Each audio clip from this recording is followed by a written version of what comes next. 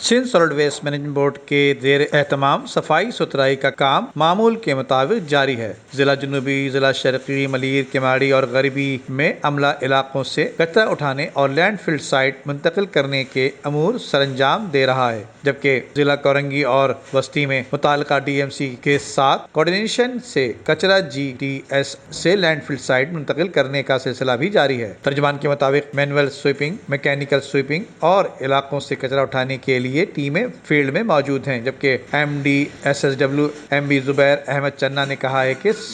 Sanitary workers کے بنیادی مسائل ترجیحی بنیادوں پر حل کیے جائیں گے۔ اس سلسلے میں سینیٹری ورکرز، ہیلپرز اور ڈرائیورز کی تنخواہیں سرکاری مختص کردہ اجرت کے مطابق کرنے کے لیے بھی اقدامات کیے جا چکے ہیں، اور چائنیز کمپنی نے یقین دہانی کرائی ہے کہ وہ اس ماہ سے ملازمین کی تنخواہوں میں اضافہ یقینی بنائیں گے، جبکہ ملازمین کے دیگر مسائل اور ان کے بنیادی حق کے لیے بھی اقدامات کیے جا رہے ہیں۔ انہوں نے کہا کہ ہمیشہ ملازمین کو ترجیح دیتے ہیں، کیونکہ ملازمین شہریوں کو ریلیف فراہم کرنے کے لیے ہمارے ساتھ کھڑے ہوتے ہیں، جبکہ وہ سخت محنت، سردی ہو یا گرمی میں سڑکوں پر اپنے فرائض سر انجام دیتے ہوئے نظر آتے ہیں، جبکہ اس حوالے سے ملازمین کو ریلیف فراہم کرنا ہمارا اولین فرض ہے۔ ندیم صدیقی، میٹرو 7 پاکستان۔